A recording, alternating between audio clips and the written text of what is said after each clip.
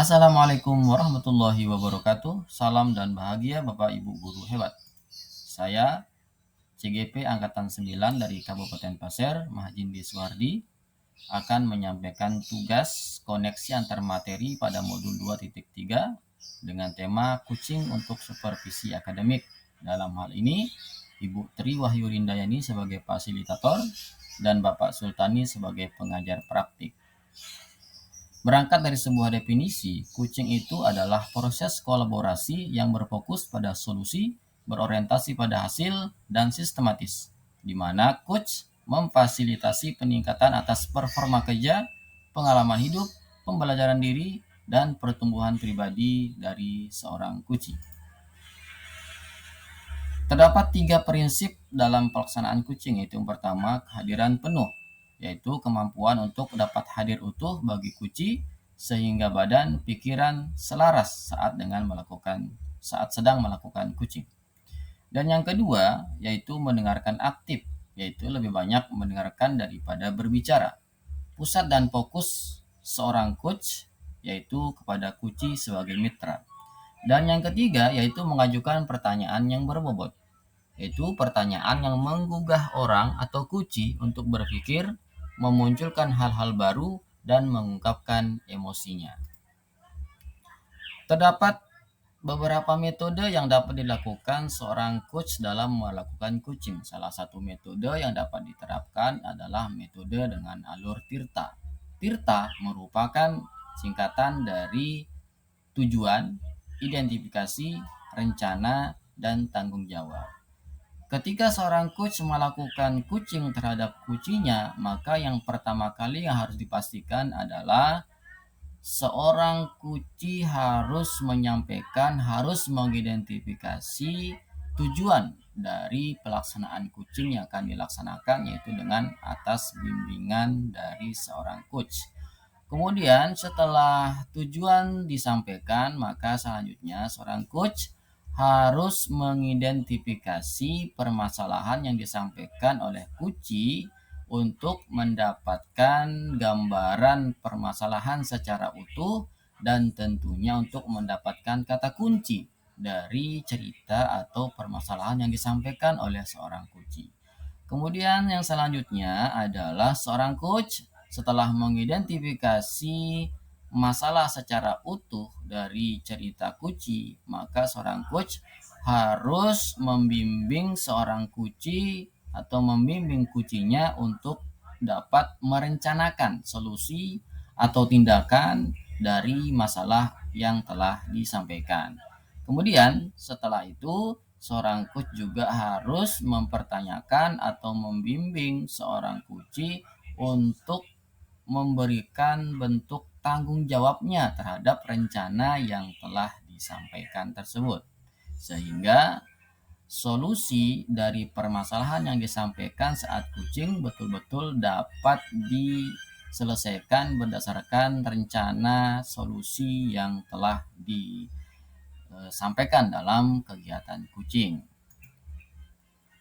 Kemudian, dalam melakukan percakapan coaching, seorang coach harus mampu menerapkan kompetensi kehadiran penuh. Sebagai upaya menerapkan kehadiran penuh, seorang coach dapat menggunakan teknik mendengarkan dengan rasa. Rasa merupakan akronim dari receive yaitu perhatikan pembicara, terima semua ucapan dan dengarkan kata kunci. Dan yang kedua dari A yaitu apresiasi, yaitu beri sinyal atau mendengarkan terhadap apa yang disampaikan oleh seorang kucing, yaitu dengan tanda bisa mengatakan kata bisa ya, bisa mengangguk, bisa dengan kontak mata dan yang lain-lainnya. Kemudian S yaitu summary, yaitu rangkum. Artinya seorang coach harus merangkum apa yang disampaikan oleh seorang kucing. Salah satu teknik dalam melakukan atau merangkum apa yang disampaikan oleh kucing yaitu dapat menggunakan kata jadi.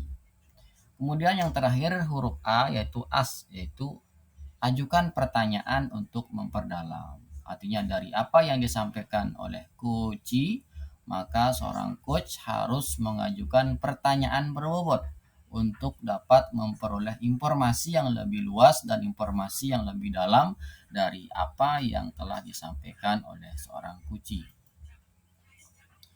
Selanjutnya, pemikiran reflektif dari modul 2.3 ini adalah saya mempelajari bagaimana melakukan supervisi dengan menerapkan prinsip kucing. Ada 3 prinsip kucing, yaitu kehadiran penuh, mendengarkan aktif, mengajukan pertanyaan berbobot. Dengan menerapkan prinsip kucing dalam supervisi akademik maupun klinis, kucing dilakukan dalam rangka untuk pengembangan kompetensi kucing dengan memanfaatkan kekuatan pada setiap kucing. Adapun emosi yang dirasakan selama pembelajaran di modul 2.3 ini, yaitu yang pertama penasaran. Dengan mempelajari materi ini saya penasaran bagaimana jika kucing ini diterapkan bersama rekan guru dan siswa. Seberapa efektif saya dapat menjadi seorang coach. Kemudian perasaan emosi yang kedua yaitu bahagia. Ternyata setelah saya mempelajari materi dalam modul ini dan melakukan simulasi atau praktek kucing bersama rekan sesama CGP, saya merasa bahagia karena dapat mempelajari materi serta melakukan praktek kucing. Kemudian emosi yang dirasakan yang ketiga itu khawatir. Ada rasa khawatir jika nanti dalam prakteknya saya tidak dapat memanfaatkan kucing sebagai sarana untuk menumbuhkan kompetensi rekan sejawat maupun siswa. Dan yang keempat itu optimis. Namun setelah mempelajari lebih banyak materi dan contoh-contoh penerapan prinsip kucing dalam supervisi, saya kembali optimis jika saya akan mampu menerapkan prinsip kucing dengan menerapkan kompetensi seorang coach. Apa yang baik terkait keterlibatan diri dalam proses belajar? Saya dapat berkolaborasi dengan rekan sejawat dalam mengatur waktu dan pembagian peran dalam mempraktikkan supervisi dengan prinsip kucing, baik sebagai observer, coach maupun sebagai kuci, dalam ruang kolaborasi maupun demonstrasi kontekstual. Kompetensi dan kematangan pribadi. Dengan mempelajari materi pada modul 2.3, saya mulai memahami dan mencoba melakukan praktik kucing, baik sebagai observer, coach maupun kuci. Dalam mempraktikkan peran tersebut, saya harus mampu mengendalikan emosi dan suasana dalam diri saya, sehingga proses kucing dapat berlangsung dengan baik, yaitu sesuai dengan alur tirta dan menerapkan rasa untuk dapat hadir sepenuhnya saat melakukan kucing.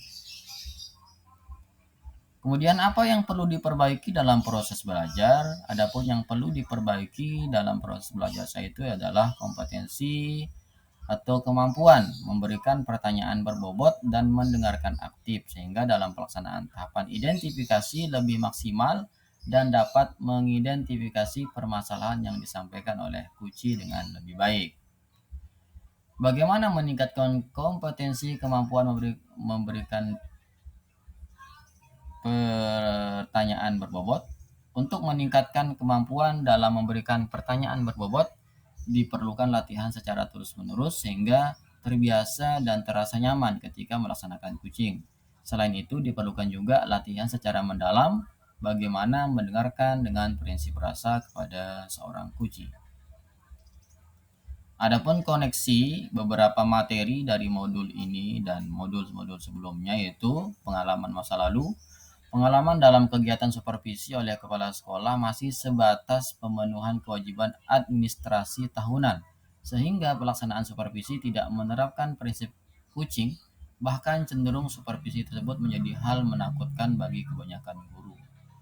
Penerapan di masa mendatang untuk menerapkan prinsip kucing dalam supervisi, saya akan memulainya dari memenuhi kebutuhan siswa saya dengan kucing. Dan untuk kedepannya, saya akan membantu rekan sejawat dalam menemukan solusi atas permasalahannya dengan menggunakan prinsip dan kompetensi seorang coach. Konsep atau praktik baik yang dilakukan dari modul lain yang telah dipelajari. Praktik baik yang telah dilakukan yang terhubung dengan prinsip kucing untuk memenuhi kebutuhan murid, yaitu pembelajaran berdiferensiasi yang terintegrasi dengan pendidikan sosial emosi dengan menerapkan prinsip kucing. Informasi dari sumber lain selain mencari informasi atau materi dari modul yang disediakan dalam pendidikan guru penggerak, saya juga memanfaatkan sumber lain seperti YouTube. Dengan pemanfaatan sumber lain, saya berharap lebih memahami pelaksanaan supervisi dengan prinsip kucing di sekolah. Demikian, terima kasih atas perhatiannya. Wassalamualaikum warahmatullahi wabarakatuh. Salam guru penggerak, tergerak, bergerak, dan menggerakkan.